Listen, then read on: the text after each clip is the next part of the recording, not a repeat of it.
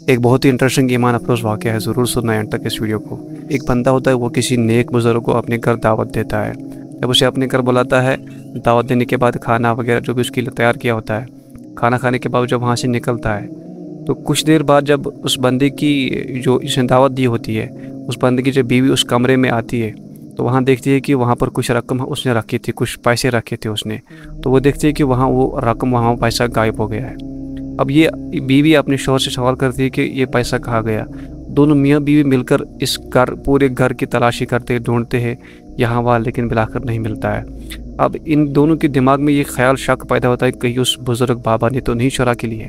بالآخر ان دونوں میاں بیوی نے اس پر شک نہیں کیا، کہا کہ چلو کوئی بڑی رقم نہیں تھی، چھوٹی موٹی رقم تھی، چلو اس پر بھی کوئی بدگمانی نہیں کریں گے، خیر جو بھی ہوا سو ہوا۔ تو بالآخر انہوں نے اس بات کو اپنے دماغ سے، ذہن سے نکال، چاہے نقصان ہوا کیا ہوا، بات آئی گئی۔ کچھ وقت بعد 10 دن 20 دن 1 مہینہ ہو گیا، وہی بزرگ وہی بابا اسی گھر کے باہر سے نکلتے ہیں۔ یہ بندہ اس بزرگ کو دیکھ کر اندر بلاتا ہے، اندر بلانے کے بعد پھر اسی جگہ پر بٹھاتا ہے جس جگہ پر اس سے پہلے بیٹھا تھا۔ کہتا ہے کہ بابا جی کیسے، خیریت سے؟ ٹھیک ہے، عافیت سے۔ خیر عافیت پوچھنے کے بعد یہ بندہ اس بزرگ سے کہتا ہے، حضرت جس دن آپ اس گھر میں دعوت پر آئے تھے، جس ہم نے آپ کو دعوت کی تھی، اس دن آپ نے دعوت کھانے کے بعد سب کچھ کرنے کے بعد یہاں پر کچھ رقم پڑی تھی، کیا آپ نے وہ اٹھائی وہ رقم؟ کیا آپ نے وہ رقم دیکھی کہاں تھی، یہاں تھی کہ نہیں؟ اب یہ پوچھنے کے بعد اس بزرگ کی آنکھوں سے آنسو آ گئے، وہ رونے لگا۔ اب یہ بندہ اس کو سوال کرتا ہے، بابا جی آپ پریشان نہ ہو، ہم آپ پر الزام نہیں لگا رہے، میں بس آپ کو یہ پوچھ رہا ہوں کہ کیا آپ نے وہ رقم دیکھی تھی یہاں پر؟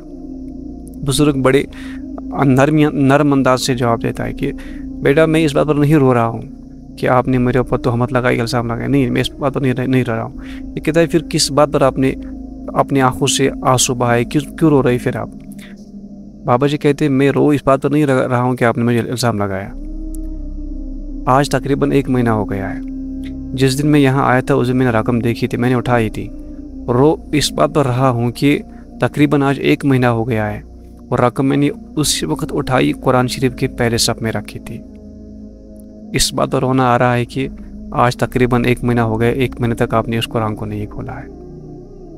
اللہ اکبر، کتنی چوٹ، کتنی دل دہلانے والی بات کہی اس نے اس وقت کہ 1 مہینے تک آپ نے اس قرآن شریف کو نہیں دیکھا ہے، آپ نے پورے گھر کے اندر دیکھا لیکن نہیں ملا۔ افسوس آپ پر کہ آپ نے قرآن شریف 1 مہینے تک نہیں کھولا ہے۔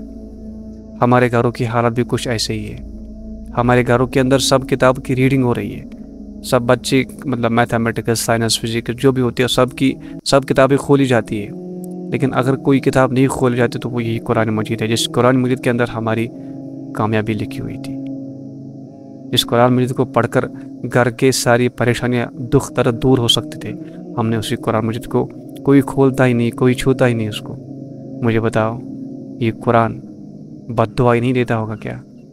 اس قرآن کو اپنی الماری کے اوپر رکھ کر الماری میں سجا کے رکھا، صرف سجا کے ہی رکھا، اس کو پڑھنے کے لیے کوئی تیار نہیں ہے۔ اگر کوئی پڑھتا ہے دوسری کتاب، اخبار پڑھتا ہے، وہ موبائل کھول لیتا ہے، یہ کھولتا ہے وہ کھولتا ہے، لیکن اگر ٹائم نہیں ہے تو قرآن شریف پڑھنے کے لیے ٹائم نہیں ہے ہمارے پاس۔